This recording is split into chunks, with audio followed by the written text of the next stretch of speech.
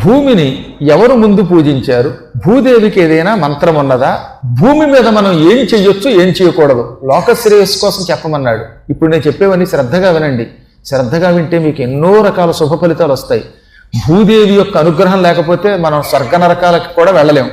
భూదేవికి మనం తెలుసో తెలియకో ఎన్నో అపచారాలు చేస్తున్నాం.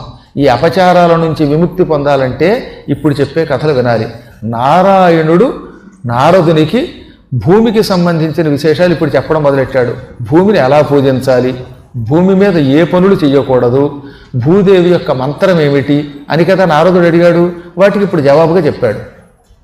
భూమి ఎప్పుడూ స్త్రీ రూపంలో ఉంటుంది. అందుకే భూమిని భూమి అనకుండా భూదేవి అని పిలవాలి.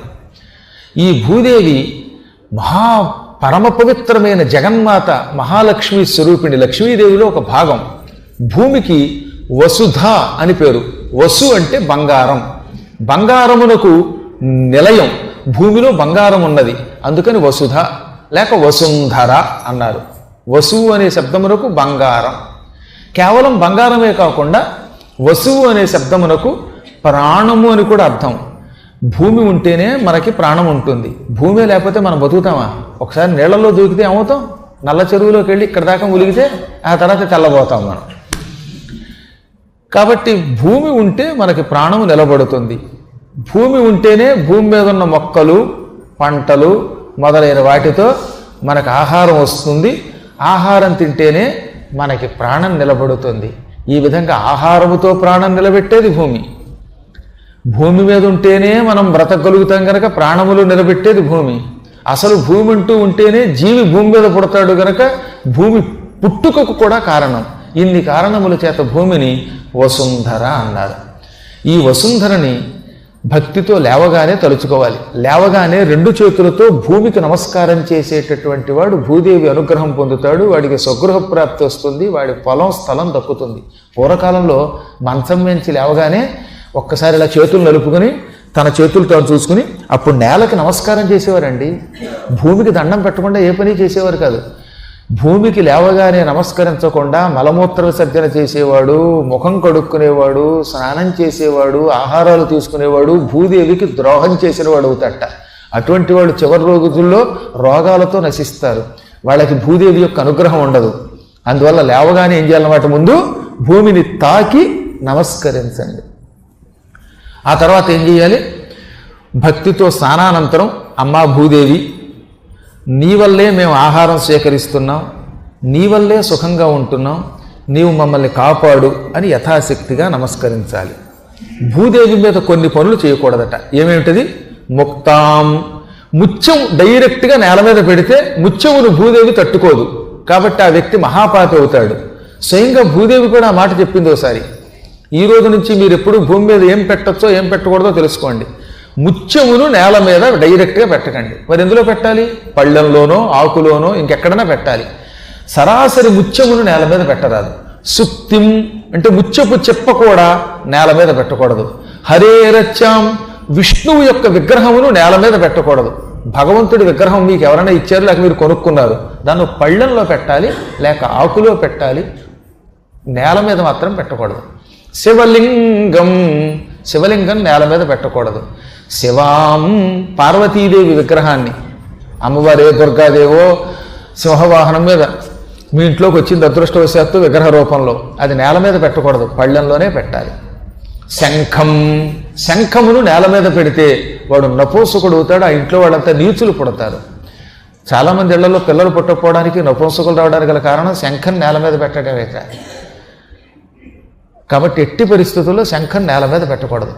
ప్రదీపం, దీపం కూడా అంతే. ఇళ్లల్లో దీపపు కుందిని డైరెక్ట్గా నేల మీద పెట్టి దీపారాధన చేస్తున్నారే, అది పరమదోషం.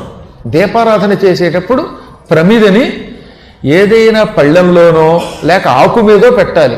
ఇప్పటికి కూడా చెట్ల కింద దీపారాధన చేసేవాడు ఒక ఆకు తెచ్చి ఆకు మీద దీపం పెట్టాలి. అందులో వెండి బంగారపు కుందులు అస్సలు పెట్టకూడదు నేల మీద.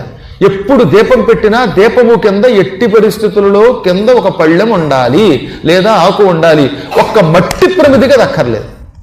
అది మట్టే కనుక మట్టి ప్రమిదలలో దీపావళికి ప్రమిదలు తెస్తారే, ఆ ప్రమిదలకైతే మాత్రం నేల మీద పెట్టిన దోషం లేదు. కానీ ఇంకా ఏ లోహములో అయినా దీపం వెలిగించేటప్పుడు దాని కింద ఆకో పళ్ళెమో ఉండాలి. యంత్రంచ శ్రీచక్రం వంటి యంత్రములు నేల మీద పెట్టకూడదు.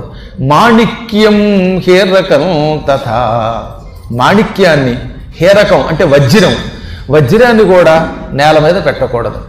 యజ్ఞసోత్రంచ, యజ్ఞోపవేతాన్ని, జంధ్యమును నేల మీద పెట్టకూడదు. నేల మీద జంధ్యం పెట్టి దాన్ని తీసి మెడలో వేసుకుంటే మహాపాపం. అసలు నేల మీద పొరపాటు కూడా యజ్ఞోపవేతం పెట్టకూడదు. అత్యావశ్యక స్థితిలో నేల మీద పెట్టాల్సి వస్తే నేల మీద కాస్త భస్మం, విభూతి వేసి అప్పుడు దాని మీద పెట్టాలట. ఏ విభూతి లేకుండా నేల మీద యజ్ఞోపవేతం పెడితే కాలసూత్రం అనే నరకానికి పోతాడు. ఆ నరకంలో మెడకి తాడేసి ఉరివేసినట్టుగా పీడిస్తారు యమకింకరులు.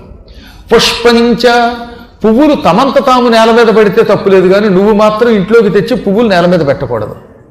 దేవతల పటం మీద పెట్టు, పువ్వులు వేసేటప్పుడు కింద ఆకో ఏదో లేకుండా డైరెక్ట్గా నేల మీద పెట్టకూడదు. అందుకే దేవతల శిరస్సు మీద పెట్టాలి. శిరస్సు మీద పెట్టాక అది తనంత తాను నేల మీద పెడితే దోషం కాదు. నువ్వు మాత్రం నేల మీద పువ్వులు పెట్టకూడదు. కొంతమంది చెట్ల దగ్గరికి వెళ్ళి పువ్వులు కోసి ఆ పువ్వులు నేల మీద పెట్టి ఆ తర్వాత వేరే పనులు కడతారు. అది మహాపాపం అన్నారు.